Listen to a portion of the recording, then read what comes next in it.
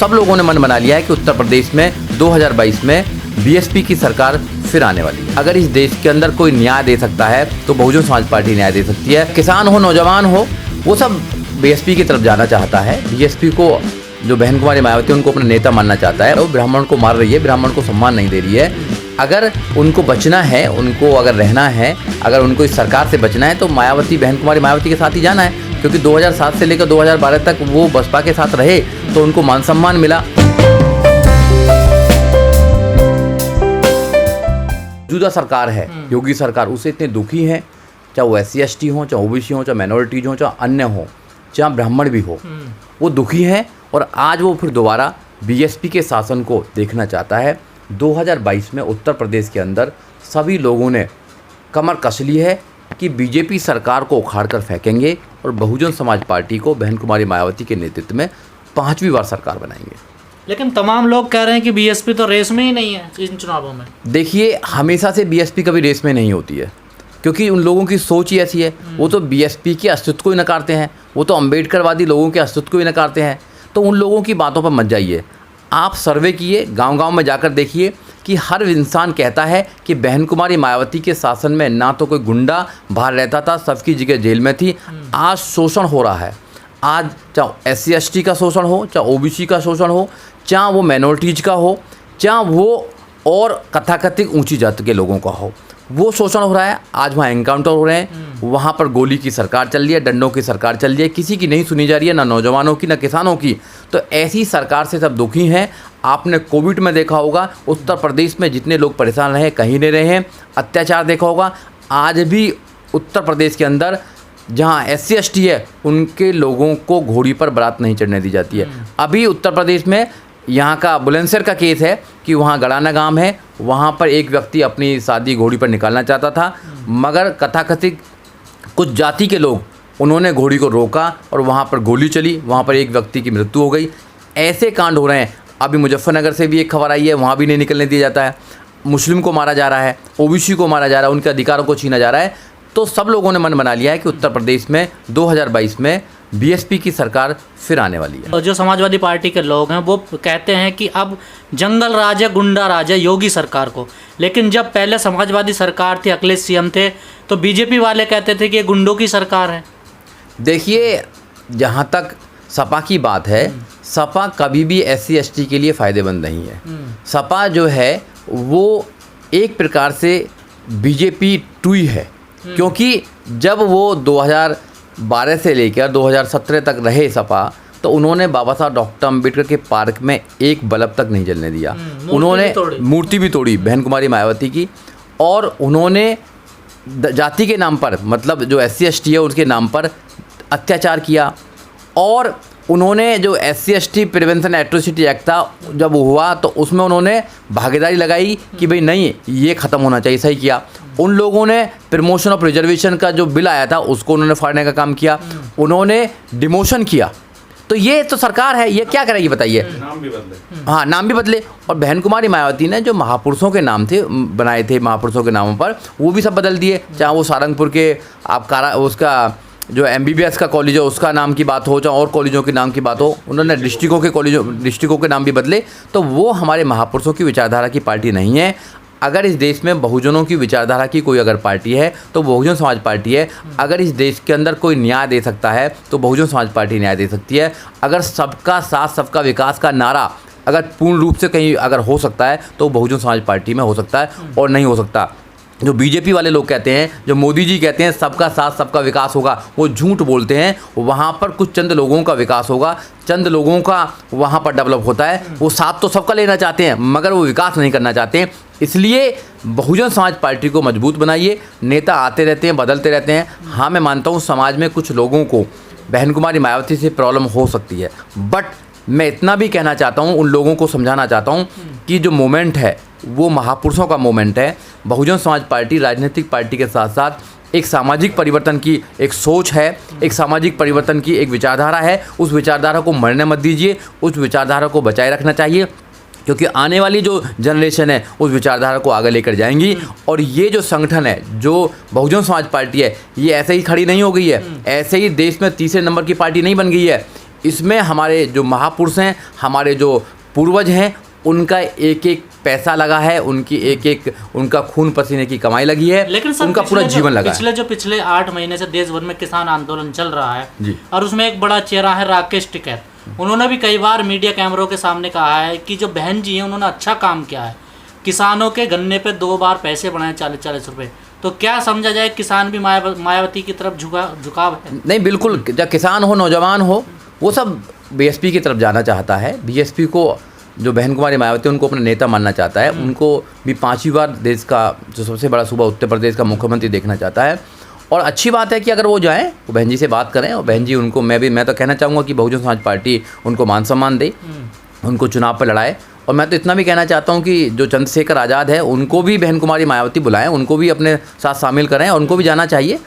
एक साथ मिलकर अगर हम लड़ेंगे तो कोई प्रॉब्लम नहीं। चंद्रशेखर आज़ाद तो कह रहे हैं या तो आज़ाद समाज पार्टी को वोट दीजिए या फिर बीजेपी को दीजिए, बीएसपी को मत दीजिए वोट। देखिए, अब वो क्या कह रहे हैं तो मैं तो उनकी बात पर नहीं जाऊँगा, मगर मैं उनसे अपील करना चाहता हूँ कि मौका अच्छा है 2022 में, उनको अपना ये जो स्वार्थ छोड़कर उनको बहुजन समाज पार्टी को समर्थन करना चाहिए, और बहुजन समाज पार्टी को फिर 2022 में 5वीं बार सरकार बनानी चाहिए।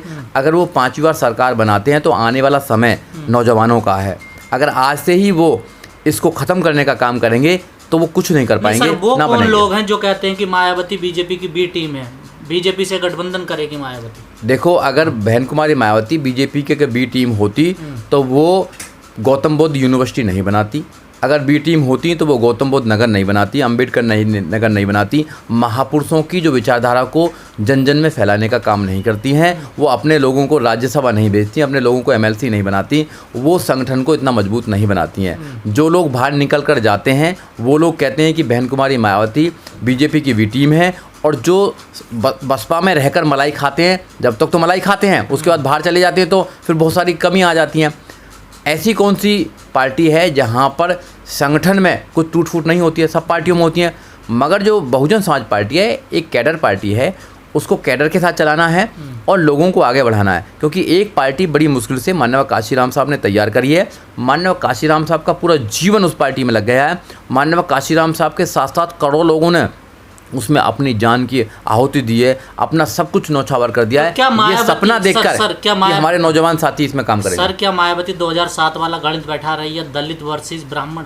नहीं, ब्राह्मण को आना चाहिए अगर ब्राह्मण को बचना है उत्तर प्रदेश के अंदर, क्योंकि ब्राह्मण को मारा जा रहा है, उसको कत्ल किया जा रहा है। ये सरकार जो मौजूदा सरकार है वो ब्राह्मण को मार रही है, ब्राह्मण को सम्मान नहीं दे रही है। अगर उनको बचना है, उनको अगर रहना है, अगर उनको इस सरकार से बचना है तो मायावती, बहन कुमारी मायावती के साथ ही जाना है। क्योंकि 2007 से लेकर 2012 तक वो बसपा के साथ रहे तो उनको मान सम्मान मिला, उनको सब कुछ मिला, ऐसा नहीं कि नहीं मिला। तो बहुजन समाज पार्टी जातिवाद नहीं करती है, क्योंकि इनके साथ तो जातिवाद हमेशा से होता आया, हम लोगों के साथ हमेशा से जातिवाद होता आया है। तो जातिवाद क्या होता है हम जानते हैं, इसलिए जो पार्टी है वो कभी किसी के साथ जाति के साथ में, जाति को देखकर उसके साथ में कोई न्याय नहीं करती है। वो सबका साथ, सबका विकास करने का बात करती है, सबको आगे बढ़ाने का काम करती है, और सबको पूरा अधिकार और सबको न्याय देने का काम करती है। तो क्या सर 2007 में जो 22% दलित वोट है, 12% ब्राह्मण वोट है, कुल मिलाकर जो 34% वोट है, क्या वो इस बार भी बनेगा एक साथ? नहीं, बिल्कुल। देखो, पूरा SC ST बहन कुमारी मायावती के साथ आ रहा है, OBC सब सारा जितने भी OBC है वो सब आ रहा है, मुस्लिम आ रहा है, और यहाँ तक कि जो बीजेपी से परेशान लोग हैं वो सब लोग आ रहे हैं। उन्होंने देखा है कि अगर न्याय मिल सकता है, व्यापारी को न्याय मिल सकता है, अगर गरीब आदमी को न्याय मिल सकता है तो बहुजन समाज पार्टी की सरकार में मिल सकता है, नहीं तो किसी सरकार में नहीं मिल सकता। आज आप देखेंगे उत्तर प्रदेश का हाल देखेंगे, आप थाने में जाएंगे तो थाने में कोई सुनवाई नहीं है, आप और जगह जाएंगे वहाँ कोई सुनवाई नहीं है, और जो नेता हैं, जो वहाँ के MLA हैं बीजेपी की, उनकी कोई सुनवाई नहीं है। यहाँ तक कि कोविड में आपने देखा होगा एक नेता और मंत्री तक अपने रिश्तेदारों के लिए बेड तक भी उपलब्ध नहीं करा पाया। तो ऐसी सरकार में उनको रहने का फ़ायदा क्या है? आपने देखा होगा जब बहन कुमारी मायावती की सरकार आती है तो हर इंसान को न्याय मिलता है, पुलिस वाले न्याय देते हैं, पुलिस वाले लोगों की सुनवाई करते हैं, पुलिस वाले थाने में बैठकर लोगों की कंप्लेंट लिखने का काम करते हैं। आप तो सबसे पहले जाति पूछने का काम करते हैं, FIR तक नहीं होती है। जब जिस स्टेट में FIR तक नहीं होती है, सुप्रीम कोर्ट की साइटेशन है Lalita versus state of Uttar Pradesh की, FIR लिखनी पड़ेगी आपको। जब सुप्रीम कोर्ट की बात नहीं मानी जाती है तो फिर ऐसी सरकार का फ़ायदा क्या है? ये सरकार जो मौजूदा सरकार है उत्तर प्रदेश के अंदर, ये सिर्फ राम के नाम पर सरकार को लाना चाहती है, राम के नाम पर लोगों को बहकाना चाहती है, राम के नाम पर सब कुछ करना चाहती है। मैं लोगों से ये कहना चाहता हूँ आपके चैनल के माध्यम से कि अब की बार तो आपने जो किया, मगर अब की बार याद रखना, अपने बच्चों के भविष्य को याद रखना, अपने बच्चों की कुर्बानी को याद रखना कि अब की बार बीजेपी को कोई भी वोट ना दे। अब की बार बहुजन समाज पार्टी को सत्ता में लेकर आएँ, फिर देखें कि न्याय क्या होता है। सर एक आखिरी सवाल आपसे, नीली क्रांति ने समर्थन तो दे दिया बीएसपी को, लेकिन आने वाले चुनाव में क्या योगदान रहेगा, क्या भूमिका रहेगी नीली क्रांति की? हमारा हर कार्यकर्ता बूथ बूथ पर जाकर लोगों को तैयार करेगा। नीली क्रांति एक सोच है जो बहुजन समाज पार्टी ही पूरा कर सकती है। हम चाहते हैं इस देश के अंदर पूरा नीला परचम हो। नीले का मतलब है समानता हो, पूरे देश के अंदर समानता हो, सबको शिक्षा मिले, सबको न्याय मिले, सबको बंधुता मिले।